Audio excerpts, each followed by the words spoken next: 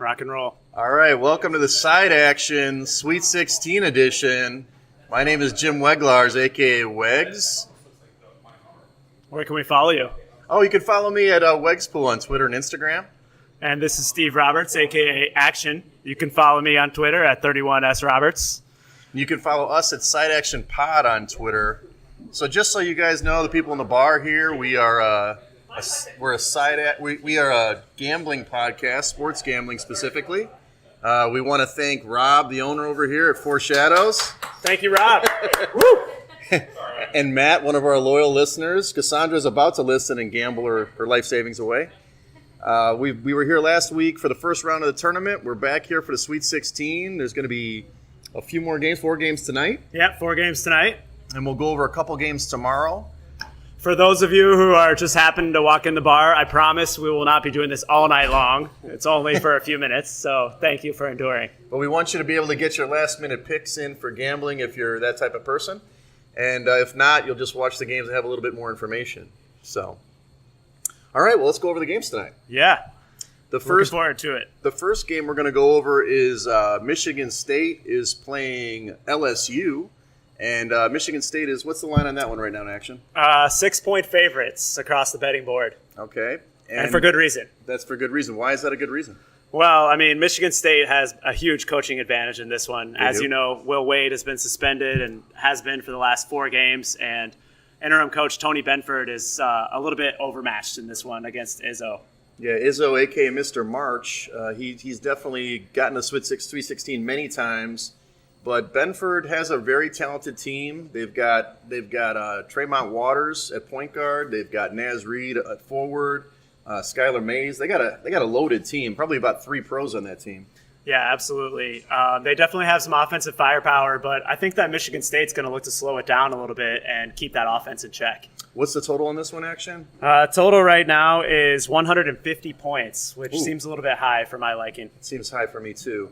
And you think that LSU will try to run, or they'll try to? You think the Michigan State's going to slow it down and try to pound them inside? Oh yeah, I mean they obviously have some big guys of their own on LSU, but Nick Ward, Xavier Tillman, and Kenny Goins are going to be a good challenge for that front court of the Tigers. And Cassius Winston, obviously the Player of the Year in the Big Ten, he's going against Tremont Waters, a point guard. That should be a great matchup.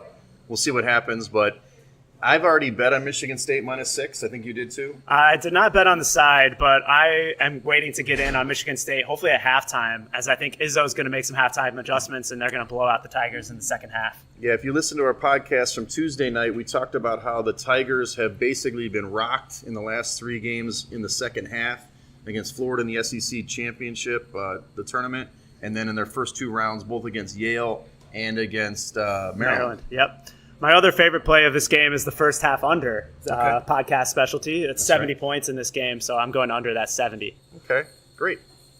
The next game is going to be quite the contrary. It's going to be a track meet. It's going to be Auburn versus North Carolina. North Carolina is a 5-point favorite, and this total we show is 163, but I think it's up to 164.5 if I'm not mistaken. Yeah, thankful to Coach Bruce Pearl. I don't know if you saw it, went on Scott Van Pelt and told the whole nation to bet the over in the game. Did you catch that? No, I missed that. Well, I think he's blowing a little smoke there because so too. Auburn's only chance in this game is to slow it down. If they try to run with North Carolina, they're going to get run right out of the gym. That's right. I agree. If they try to run with the big boys from North Carolina who are running and gunning, they're gonna be in for it. They also we talked on the podcast on Tuesday night that North Carolina owns the glass, and if Auburn cannot keep them off the boards, they're just going to get rocked in this game. This was your favorite bet of the week, wasn't that? Absolutely, yep. I'm laying the points with North Carolina here as I think they're going to dominate the glass, and they're going to be scoring tons of points against Auburn. Auburn's in a little bit underwater here, and the Tar Heels should be able to cover that 5 points pretty easily. Although if you're getting in late at this point, you're going to have to lay 5.5. Yeah, it's 5.5. I didn't get in on it, but I am with you on that one. I think that's the right side. And then would you go over with this total, or would you think that Auburn's going to slow it down? Well, current number is 163. Okay, went back down. It did peak at 165 this morning, and I did go under, but at 163, I would probably stay away. Okay, good news. The other game is Virginia Tech versus Duke. This is a big game. Virginia Tech are 7-point underdogs. The total in this one is 144.5. I've already bet Virginia Tech in the 7 points, as you know on the podcast. I believe that Duke basically showed their cards last week with Central Florida showing the way that they could beat this team. And I think the way it is lay off those shooters like Trey Jones and whoever else they bring up. Jack White's not playing, but the other guys that come off the bench that can't make shots. And make Cam Reddish try to carry this team with Zion Williamson. What do you think about that? Absolutely, yeah. Virginia Tech is set up to beat this team. In fact, they already beat them once this year in their only meeting in Blacksburg. However, Zion didn't play in that game, which a lot of pundits will point to. But the other big missing piece was Justin Robinson for Virginia Tech, and he's now back in the lineup, and he's their steady hand at point guard. And I believe the Hokies are going to right the ship and probably knock off Duke again tonight. I'm betting them on the money line. Yeah, you said that. At plus 300. They may not win the game, but I think you're getting some good value there at a 3-1 dog. You said you were going to wear maroon and orange today. What happened? I worked a little bit later than I expected, and I didn't get home to change. It looks like Jen's kind of got a maroonish Jen Hoffman color out there. I think she's got a Virginia Tech winner today, so in the pool. So good luck. The last game tonight is Houston versus Kentucky. Kentucky, I think, is up. Is it 2.5 still? 2.5 point favorites. It's been bouncing around. Got to 3 at one point this week. And that total is 134.5. Now, as we talked on the podcast Tuesday, PJ Washington, his status was questionable, but I know he's going to play today. I did retweet that video of him walking in his shoes and down the hallway. I saw the video. There was no face in the video, so I'm still not sure that it was actually PJ Washington. Okay. But I think that he might suit up. I did hear Coach Cal say this morning that he's going to play between 15 and 18 minutes. Okay. However, I think it's going to be on the low side because this is a pretty serious injury. He was obviously in a cast for a reason. And even if he does play, I think he's going to be limited, and I don't think it's going to be much of a factor in this game. Okay, so do you think that Houston's going to take him down?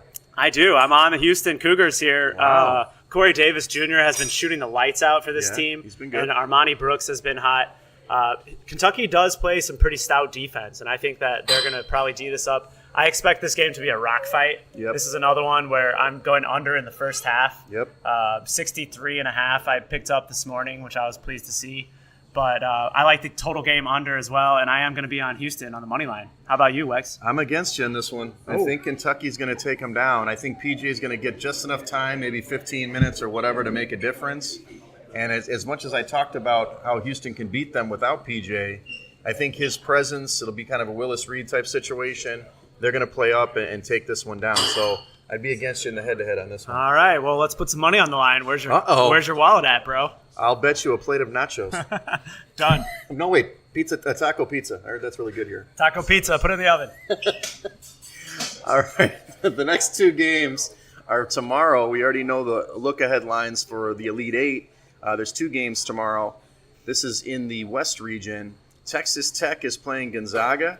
The Zags are 4-point favorites and 137 on the total. If you watched the game last night, Tech was just dominant against Michigan. Michigan went 1 of 19 from 3. They only had 16 points, like 16 minutes to go in the game. They were horrible. Do you think Tech can hold down this great Zags offense? No, I don't. This is a matchup of incredibly contrasting styles. Gonzaga is the number 1 rated offense in the nation, and Texas Tech is the number 1 rated D. Agreed. So Gonzaga has some bigs in there that Texas Tech is going to be tough to match up with, and I like Gonzaga to win this game, and I think that they can cover that 4 points in the end. I think it might actually tick down if you wait until tomorrow morning. I agree with you. I would take the Zags here, 4 points or even 5 points. I think they're going to beat Tech. I think they can just outclass them at almost every position. Rui Hachimura is really good inside. Clark has been showing his value. He was incredible again last night. You've got Tilly. Even Perkins played a really good game last night, and Norvell. Norvell was hot, yep. It really boils down to, can they slow down Culver? Jarrett Culver. Jarrett Culver from Texas Tech. They don't really have other guys. I know what's the guy, the Italian dude? Mooney and David Moretti. David Moretti. Shooter. He had an amazing game last night, but he was like 7 of 8. He's not going to do that again. And my guy Mooney in the player pool, he's good. He's actually he's a Wakanda guy. Okay. He went to Notre Dame, so I heard that last night on the broadcast. But yeah, I really believe the Zags will take him out as well. Yeah, we did talk about earlier this week how Texas Tech had a great block defense. Yep. And I was looking at the numbers, and Gonzaga is actually the number 1 block offense. Oh. So they have the big men inside that can combat that edge that Texas Tech had against Michigan. Interesting stat. All right. Well, the last game we're going to go over is the game that would be the South. Boilermakers. Virginia against your boys, the Boilers. Right now, the line is Virginia 4.5. The total is 126. It looks like you've highlighted the under in this one. Yep. I'm all over the under in this game. I mean, Virginia is just the slowest paced team in the nation, and obviously top 3 in adjusted defense. So the big edge that Purdue has had against many of their opponents this year has been three-point shooting, and Virginia is number 1 in the nation at defending the 3. So I think they're going to neutralize that hot Ryan Klein, and Carson Edwards was a little bit off last night. So I like this game to stay under. I really love the under in the first half as well. I saw it pop up today, 58.5. That's low. So you're going to go under in the first half and under for the game? Yeah, I like them both. Okay. Well, I definitely like Virginia in this spot. I know that your Boilers, they played great last night, won in overtime against Tennessee, almost blew the lead, probably should have. Carson Edwards, got fouled in that key play at the end of the game. I know Matt was upset about that over there.